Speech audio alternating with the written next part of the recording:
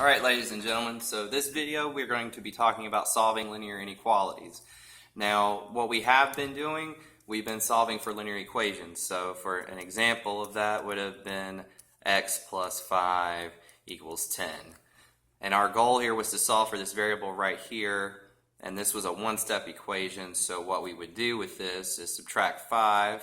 Well, before we do that, we would draw our line. That way when we move something across this line, we know to do the opposite operation, which is why we are subtracting this 5 from both sides. So to eliminate this, we get x by itself, and then we have 10 minus 5, which is 5.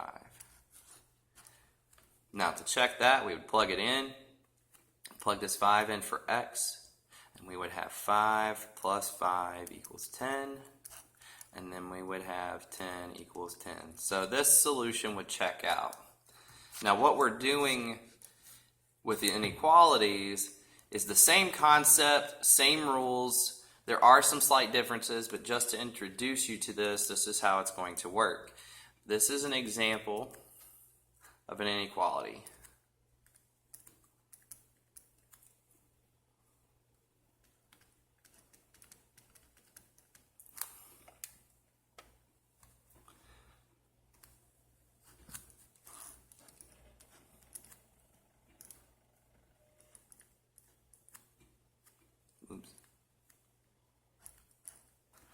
Alright, so we have x plus 5 is greater than or equal to 10.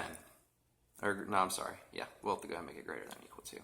So, as you can see, it basically looks like this problem right here, which was a linear equation. Well, this inequality is stating greater than or equal to, and all we do is the same process that we would have done up here. To solve the linear equation, we subtracted 5 to 10 on both sides to cancel out the numbers, get x by itself. Well, we're doing the same thing here. We need to get x by itself, so we subtract 5 to both sides of the inequality symbol. The 5's go away, and we have x equals 5. Oh, I'm sorry, not equal, but greater than or equal to. And make sure that you use the inequality symbol here. Don't change it to equals like I almost did. Use the inequality symbol you are given. Now, what we're going to be doing this week is we are going to be graphing these. So, think back to, last year in 7th grade, 6th grade, and 5th grade. I'm sure you learned about number lines. So this, what you do to graph the solution,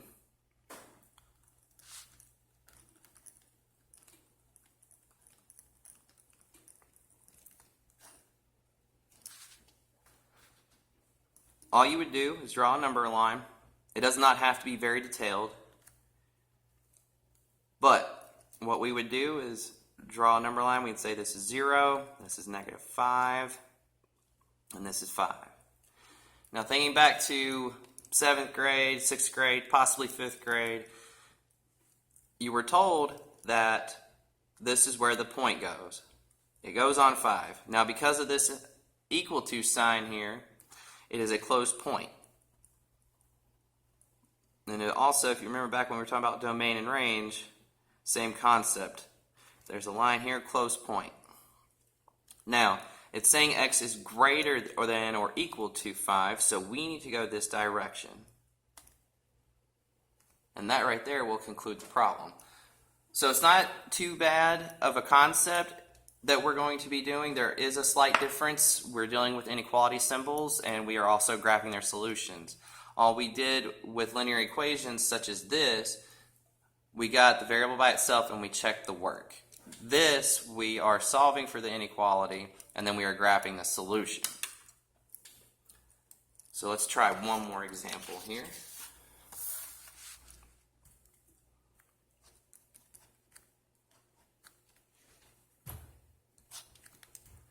Let's go with y plus 4y is greater than or equal. Let's try it less than. I'm sorry. Let's go less than or equal to 12. No, 25. Okay.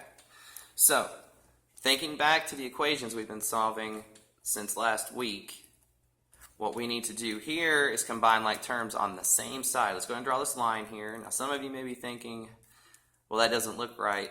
The reason we are still drawing this line is because it is a resource and a tool that helps remind us whenever we move a variable or a whole number from one side to the other, we have to do the opposite operation. Well, right now we have two y's on the left-hand side, so we don't need to move anything to one side or the other. We just need to combine these like terms, y and y. Well, remember, there's an imaginary 1 in front of a variable, so this is going to be 5y is less than or equal to 25.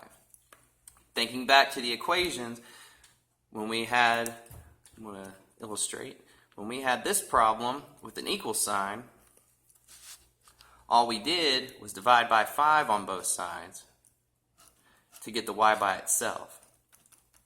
Same exact concept here. We need to get the variable by itself to determine the inequality. So we would divide by 5 on both sides. The 5's on the left-hand side would go away, and that would leave our variable. And then we have y is less than or equal to 5.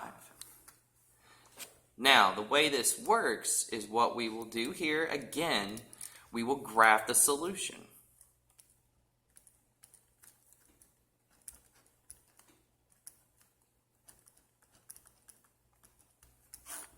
Remember, number line. Does not have to be that complex. We can just put some basic numbers here.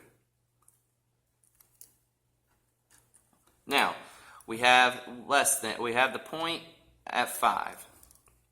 So, here is 5. Now, because of the inequality symbol having an equal to symbol in here, we will fill in the point.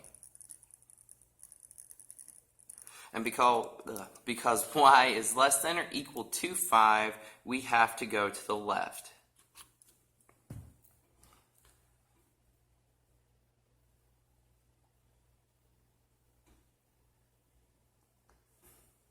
And that right there will wrap up this first video and on solving linear inequalities. There will be more posted later in the week, but for now this is just a basic introduction to what we are doing. Hope you all enjoyed, and I'll see you next time.